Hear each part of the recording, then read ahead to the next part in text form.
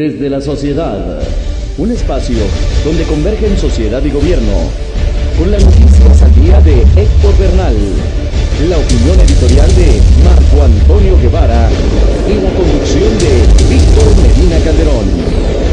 Desde la sociedad, donde la sociedad es la que manda. Bienvenidos.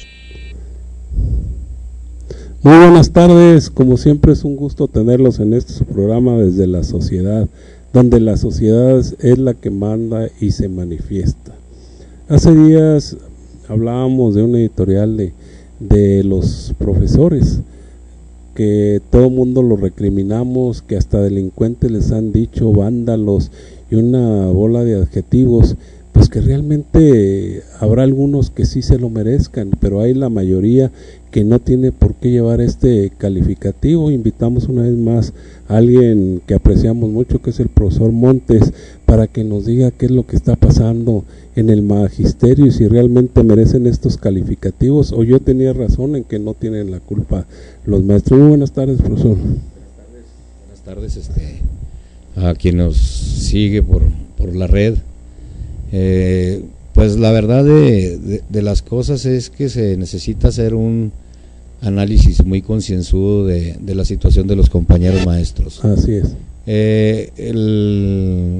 El origen, si tomamos el origen del problema, pues definitivamente no son los compañeros maestros. Totalmente de acuerdo con usted. El origen del problema se suscita en una falsa reforma que atenta contra los intereses de los compañeros que están frente al grupo y que, bueno, en general, pero fundamentalmente los compañeros ante grupo pues tienen esa doble carga de trabajar en condiciones muy adversas, en salones sin iluminación, en salones sin clima, en salones sin ubicación de los rayos solares para que no afecten en los meses altos, sobre todo en este clima nuestro que es desértico, como las cosas se hacen así al garete, víctimas de muchas cosas y ahora víctimas de un mal concepto. Los compañeros maestros no son culpables de la situación que se presenta ahorita en el país. Ha habido una serie de movilizaciones, sí, fundamentalmente en el centro y en el sur del país, protestando contra una reforma no documentada, que no justifica el término de reforma, porque vamos a poner un ejemplo de algo que me gusta, sí, que es el deporte, y algo que dentro de los deportes que me gustan, sí, está el béisbol. Sí. Si decimos que vamos a reformar el béisbol, tendríamos que empezar por los campos, que es donde se juega el béisbol. Así es. Y tendríamos que empezar por el material de los que practican el béisbol, que pues son los bats, las pelotas, los uniformes, etcétera, y toda la logística que encierra el llevar a cabo un evento como estos, un evento deportivo, por tener también directivos adecuados, definitivamente, directivos que manejen honestamente los recursos que se les haga llegar, que el dinero que le llegue a ellos lo inviertan en los campos, lo inviertan en el mantenimiento, en trabajadores que se encarguen de mantener los campos en mejores condiciones, sí, en el cuidado de si hay ahí luminarias o la techumbre, todo esto, ¿verdad? En el, sí, cuidado de los jugadores. Así es. En el cuidado de que los espectadores sean respetuosos del espectáculo.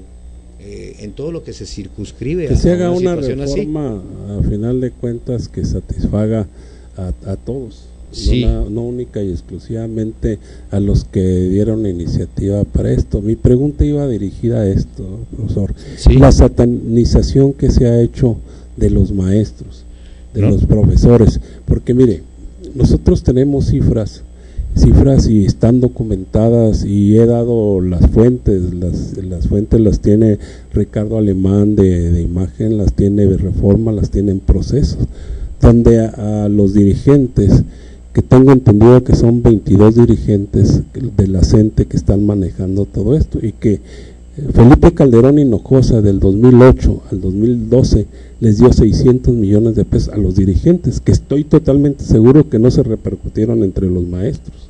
Estoy también de acuerdo en que eso no llegó. Me estoy, la verdad, enterando de esta cifra y siendo de tan buena fuente, pues lo que habrá que señalar aquí es que se les haga a esos dirigentes un seguimiento, una denuncia y la penalización, porque la razón de la existencia de las corrientes sindicales no es el enriquecimiento personal.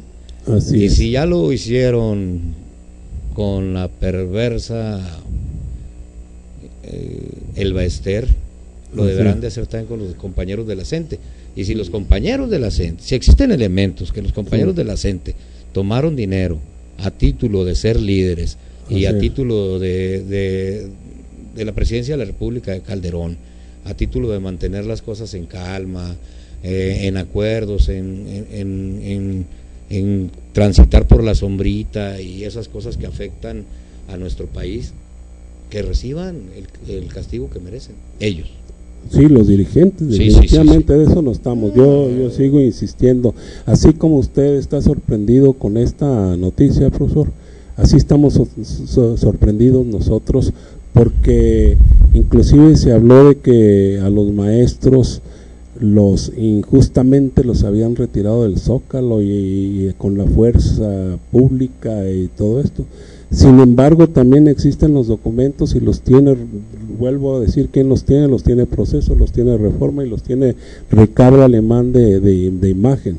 Se les dieron 100 millones de pesos para que se retiraran, pero con la condición de que pareciese un desalojo, no precisamente que se fueran por su gusto, ¿eh? Y a final de cuentas hay una diferencia de 125 millones de pesos, que era lo que exigían más los dirigentes. Estoy hablando de los dirigentes, que para poderse retirar de la plaza, y por eso es que no se han ido del Distrito Federal. Yo comentaba, maestro, que por qué, que de dónde iban a tener tantos recursos los profesores para durar tantos días de marchas, de plantones, con lo que cuesta un dineral mantener a tanta gente en el Distrito Federal. Sí, pues claro que se mantienen pues en campamento y esas cosas, y también con actos solidarios de otros compañeros. En lo personal, yo es una lucha que admiro, pero que me parece desgastante. Totalmente. O sea, podemos enfrentar las reformas con los canales adecuados, pero esto no es un esquirolazo, porque luego la gente confunde las propuestas y el análisis con que sea una propuesta esquirola. No. Usted acaba de mencionarla, y perdóname que lo interrumpa, maestro. Usted acaba de decir algo muy importante. Hay otros conductos para enfrentar esta lucha. Sí. Y estos conductos son los conductos de la ley, los conductos legales, ¿verdad? ¿Por qué los abogados, y aquí nos lo dijo un abogado al que apreciamos mucho, por qué no se van por el lado legal? Si tienen abogados los de la CENTE, ¿por qué no se van por este rumbo? ¿Por qué afectar a tanta gente que nosotros sabemos que no son los maestros, sigo insistiendo, son los líderes que andan manejando a toda esta gente? Porque este movimiento cuesta muchísimo dinero. Sí, definitivamente, y es muy desgastante permanecer,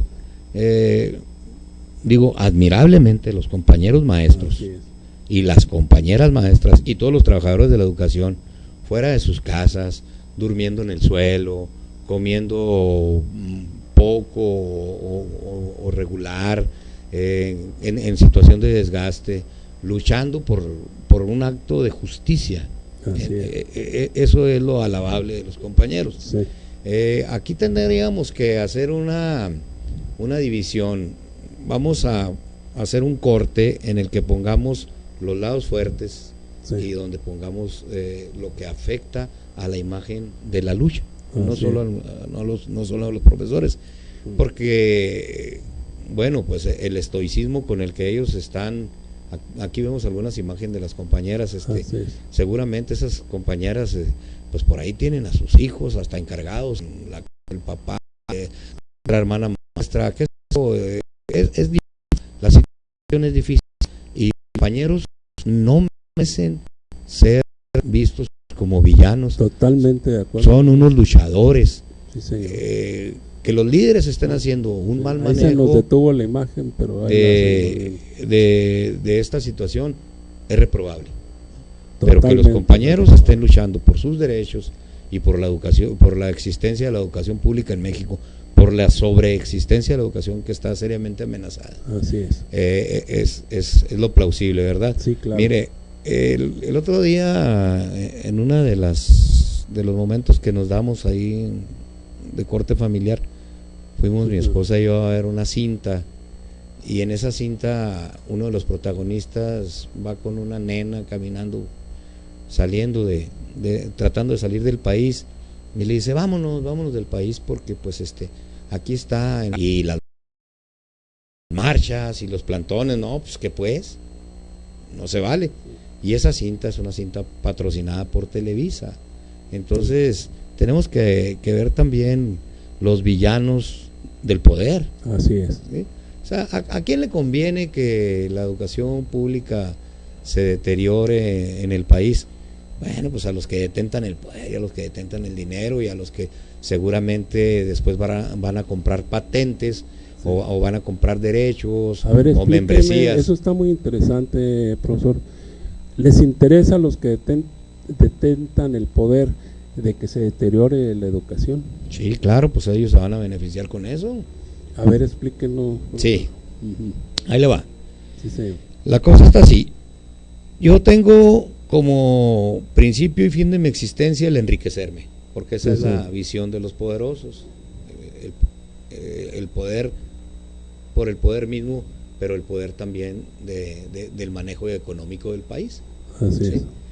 Si ellos logran uno de sus propósitos subterráneos, que es el manejar la educación a través de bonos, donde al padre de familia se le va a decir, tenga, aquí está este bono, sí, y usted lo va a ejercer en la institución que a usted le parezca.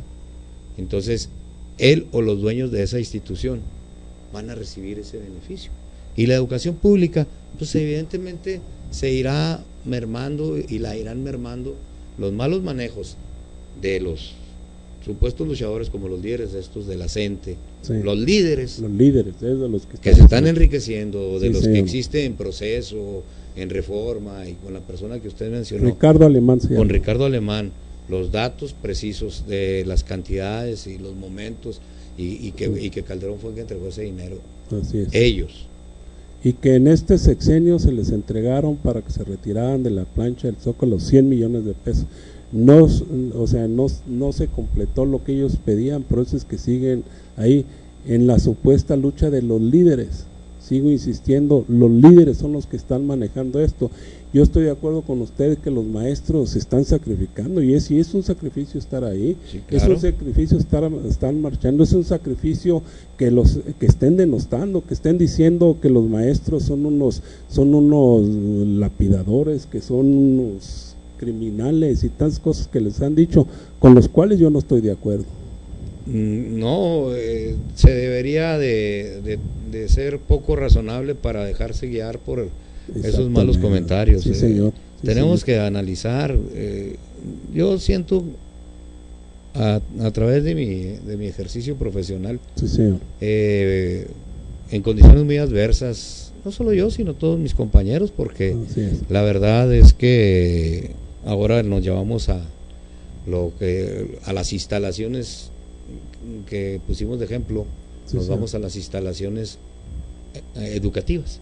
Así es. Y si usted ve en la educación pública, en las escuelas, con infraestructura física, Sí. con un gimnasio, con clima, con presencia, con personal completo, etcétera, no son ni siquiera el 10%. Así es. Si vemos y si damos una caminada por la periferia de la ciudad, no necesitamos irnos a la sierra ni al medio rural. Si vamos a la periferia de la ciudad, veremos atrás del Cerro Grande escuelas que están trabajando sin agua, criminalmente, en condiciones desfavorables.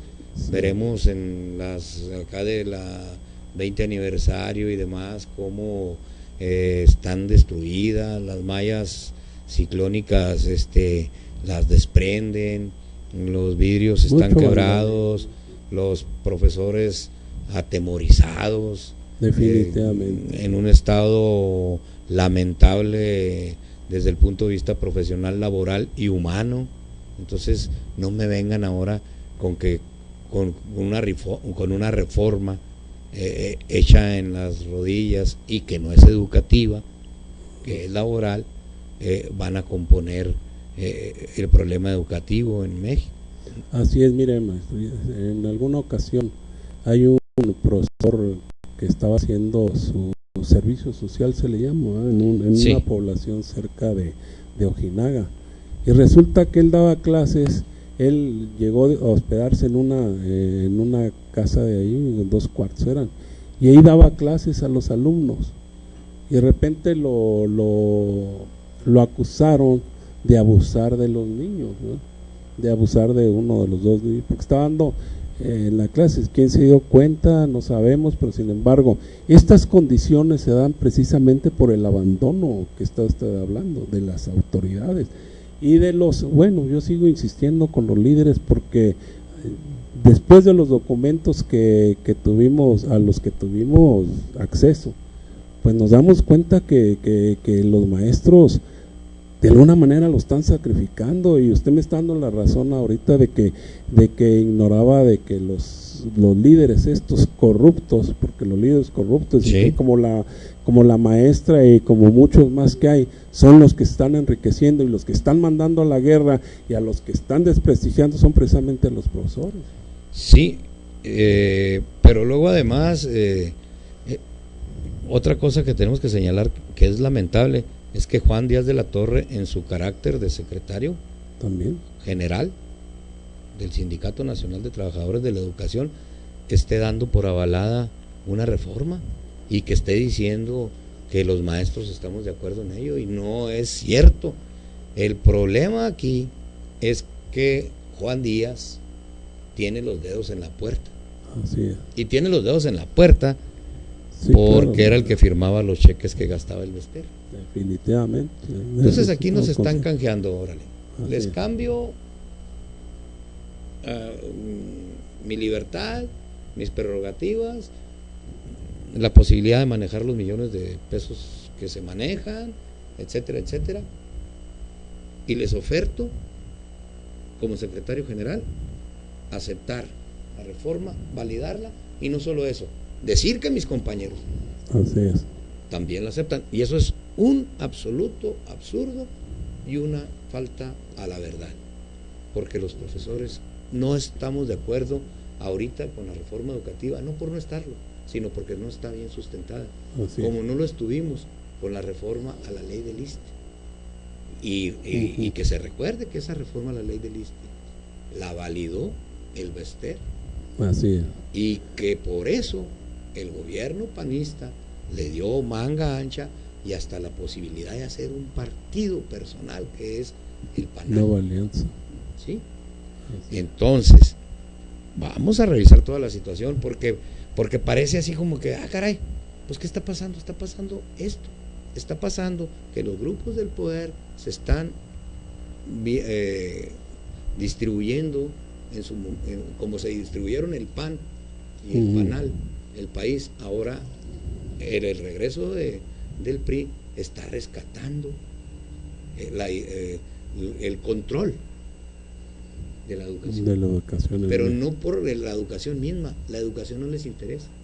Así es como usted. Lo que significa en dinero el manejo de la educación en México. Es de lo que estamos hablando. Estábamos viendo una entrevista a uno de estos líderes de los que yo le hablo, maestro, y le decían, bueno, pues es que están afectando a mucha gente. No estamos afectando a mucha gente.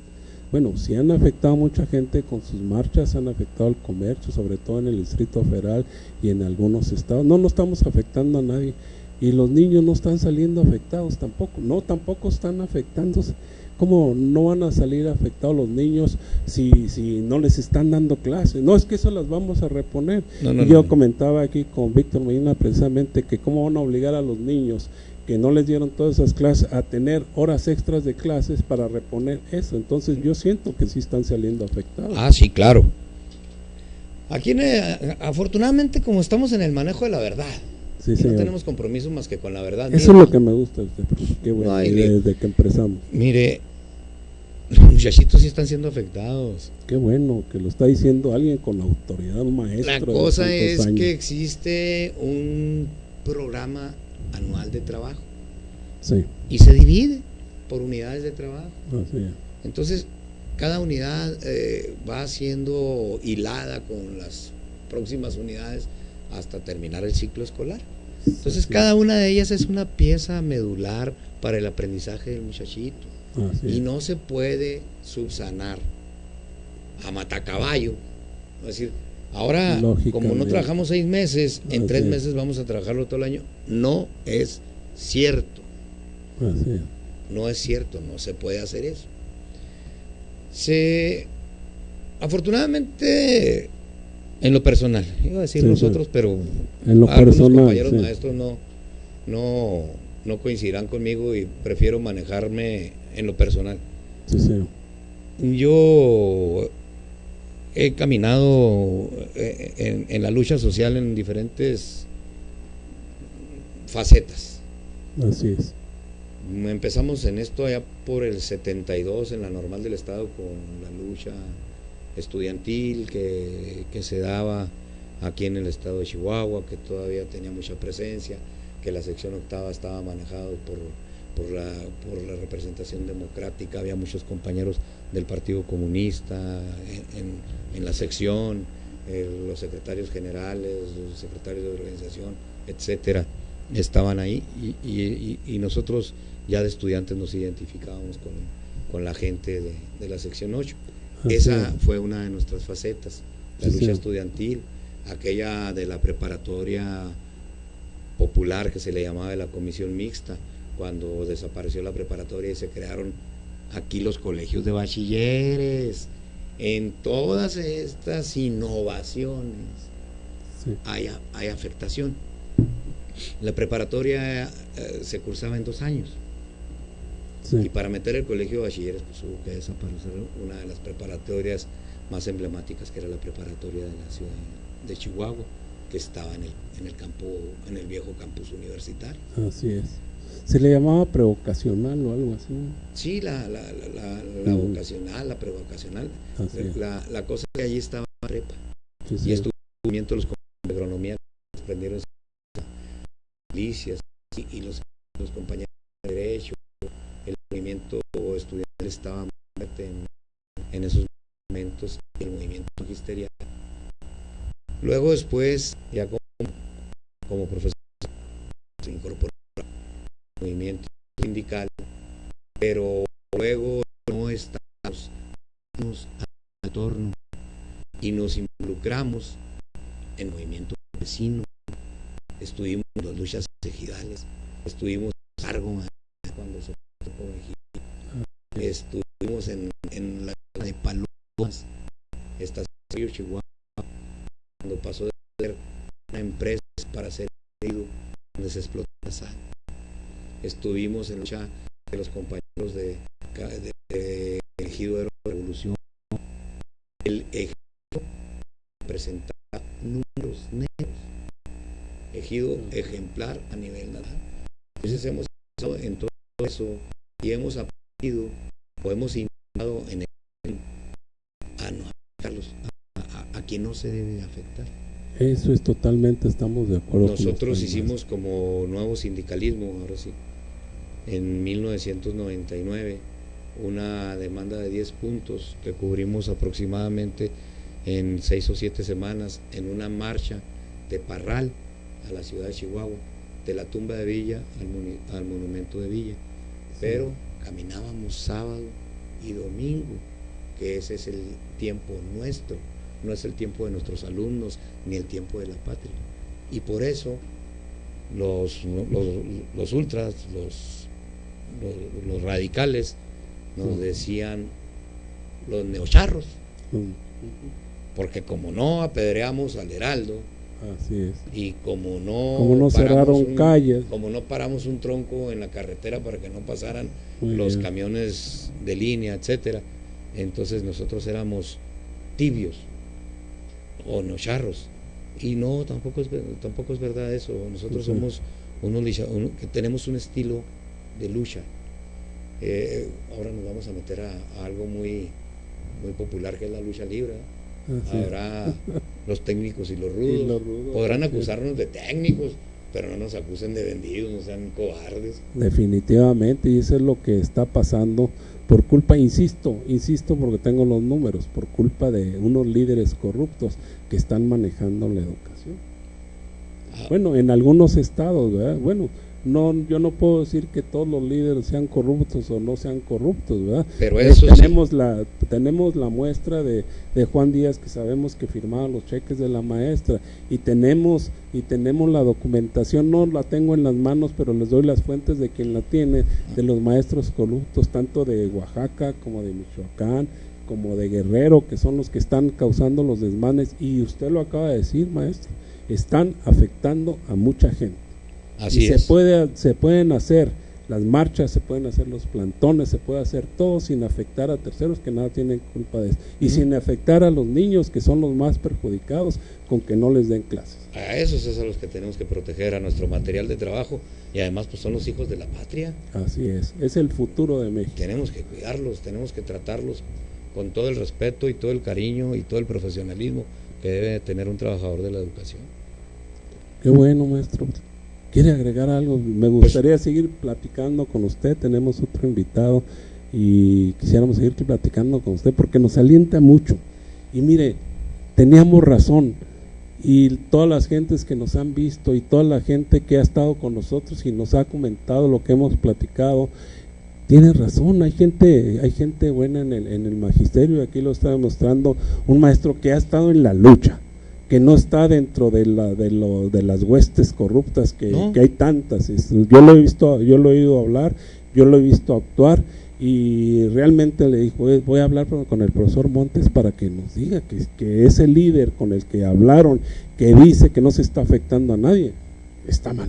Así está afectando gente, y aquí tenemos una muestra con alguien al que se le puede creer, que es el maestro José Montes, que mis respetos. No, pues gracias. Quiero agregar a eso que pues la imagen de la lucha se tiene que cuidar mucho, porque luego se vacuna a la ciudadanía, y la ciudadanía dice, los profes son puros revoltosos y puros irresponsables. No es cierto, pero en una lista de culpables tenemos que poner al presidente de la República, que no analizó esa propuesta, en su momento a Elbester, que todavía estaba como secretaria general del CENTE, ahora a Juan Díaz, a la lista de los de la CENTE, pero a todos los diputados de toda la República, porque no leyeron la ley y la votaron a favor, porque son unos irresponsables. Totalmente. Porque son más criminales, ellos sí son criminales.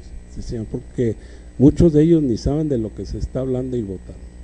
Así es. Le agradecemos mucho, maestro. Les agradezco. Lo esperamos más aquí la próxima semana. Con gusto. Platicamos mucho, muy a gusto con usted. Con gusto, les agradezco yo el espacio, porque de esta manera nos comunicamos con la sociedad. Sí, señor. Y con quien debemos de hacerlo, con nuestros compañeros maestros. Ok. Pues muchas gracias. Gracias a usted. Desde la sociedad, regresamos.